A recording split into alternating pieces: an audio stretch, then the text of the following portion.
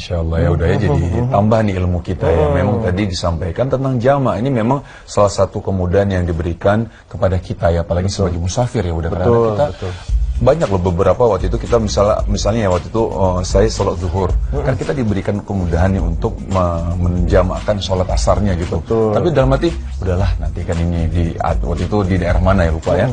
Udahlah nih sebentar lagi asar, udahlah nanti santai aja lah, nanti bisa sholat asar.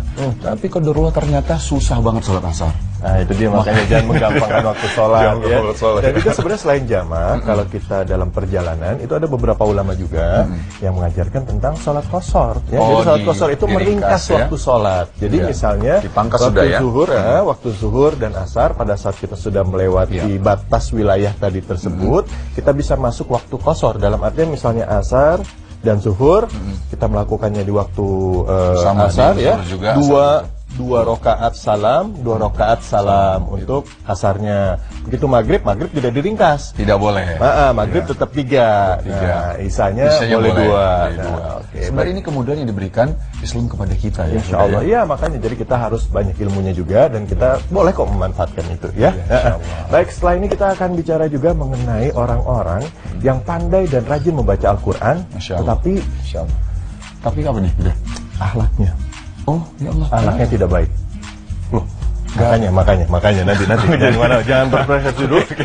Sabar, kita akan kembali setelah yang berikut ini, tetap di Berita Islam.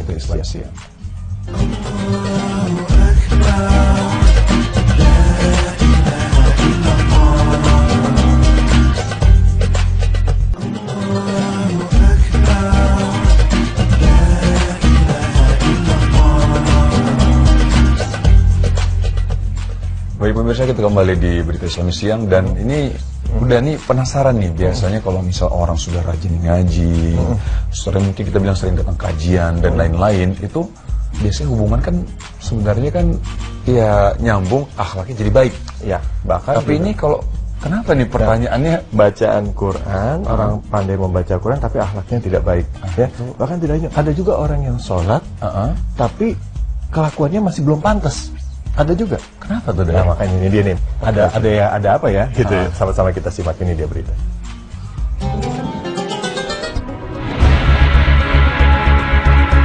Keutamaan akhlak dibanding ilmu agama. Pemirsa beriman, rajin menuntut ilmu agama terkadang tidak serta-merta membuat seseorang berubah akhlaknya menjadi lebih baik. Padahal Rasulullah Sallallahu Alaihi Wasallam diutus Allah Subhanahu Wa Taala untuk menyempurnakan akhlak manusia. Lantas, mengapa mendalami ilmu agama tidak menjamin baiknya akhlak? Akhlak adalah cerminan langsung apa yang ada di hati, cerminan keikhlasan dan penerapan ilmu yang diperoleh. Aisyah radhiyallahu anha menggambarkan langsung akhlak Rasulullah Sallallahu Alaihi Wasallam yang merupakan teladan dalam iman dan tauhid. Beliau radhiyallahu anha bahkan berkata bahwa akhlak Rasulullah adalah Al-Quran. Rasulullah Sallallahu Alaihi Wasallam bersabda, bertakwalah kepada Allah di mana saja engkau berada, iringilah kejelekan dengan kebaikan, niscaya Ia akan menghapuskan kejelekan tersebut, dan berakhlaklah dengan manusia dengan akhlak yang baik. Hadis riwayat Tirmizi 1987. Sedangkan ilmu terkadang tidak kita amalkan, karena pada hakikatnya ilmu hanyalah sebagian wasilah atau perantara untuk beramal, dan bukan tujuan utama kita.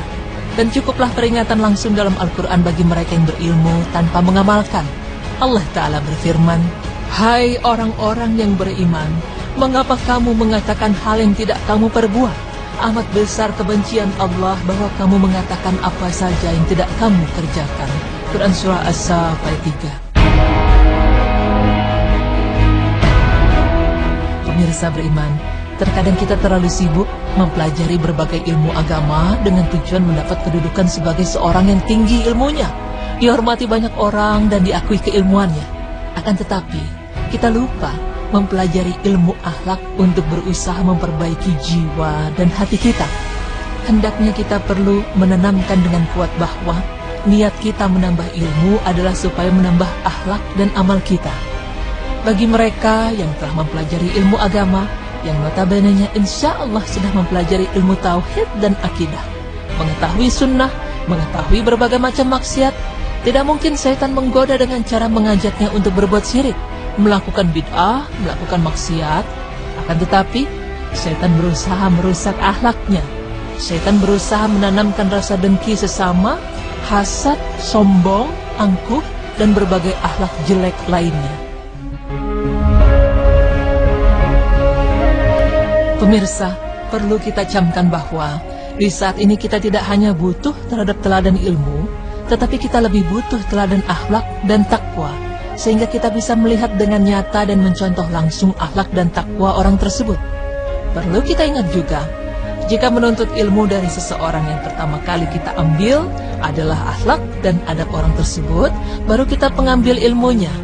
Memang memperbaiki akhlak adalah hal yang tidak mudah dan butuh perjuangan yang kuat. Bagi para ulama saja, membutuhkan waktu bertahun-tahun untuk memperbaiki akhlak.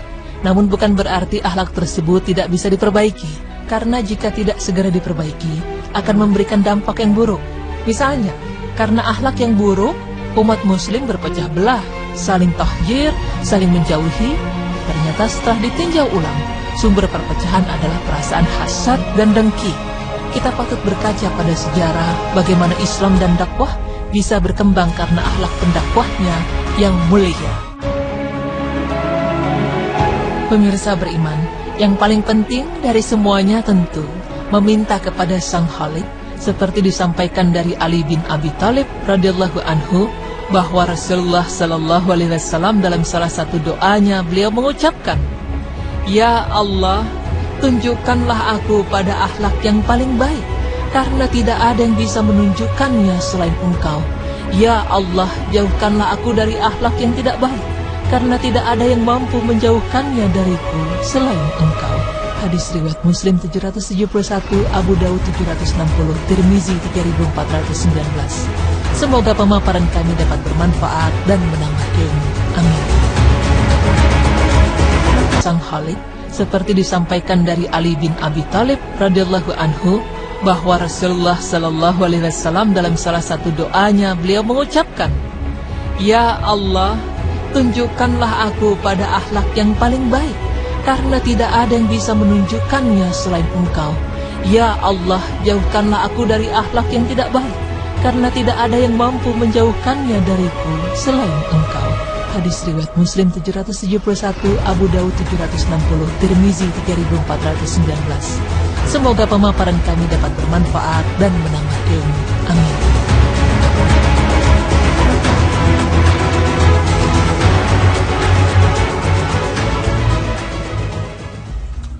Jadi kayak gitu ya.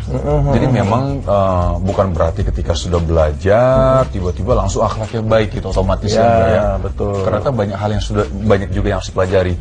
Bahkan ada beberapa, bisa lupa tapi ya. Jadi ada kalau nggak salah orang tuanya, ibunya Imam Syafi'i kalau nggak salah ya, itu pernah memberikan nasihat kepada Imam Syafi'i atau Imam siapa saya lupa, cuman intinya memberikan nasihat, ketika kamu ingin belajar kepada satu guru, pelajari dulu, lihat dulu akhlaknya. Kalau akhlaknya baik, baru pelajari ilmunya. Masya Allah ya. Berarti pentingnya akhlak ya. Betul sekali, dan bahkan juga kita tahu bahwa dikatakan juga bahwa Rasulullah itu diutus untuk memperbaiki akhlak. Ada lagi karena innama bu'itsu lil utami makarimah akhlak, ya kan gitu. Nah, makanya pada saat kita beribadah, kita membaca Quran, jangan jadikan Quran itu sekedar bacaan, tapi jalankan apa yang ada di dalam Quran, amalkan. Pada saat kita sholat juga, isi sholat kita itu dengan memaknai sholat kita. Bahwa di dalam sholat ada kalimat tasbih, ada kalimat tahmid, dan juga kita belajar juga buat sabar ya. Insya Allah jika ibadah kita sudah benar, akhlak kita akan benar. Tapi kalau akhlak kita benar, akhlak kita belum benar, bisa jadi ada yang salah dengan ibadah kita. Nah itu yang harus koreksi banyak diri kita sendiri. Oke. Baik, setelah ini kita masih ada berita menarik lagi nih, Nu. Apa tuh?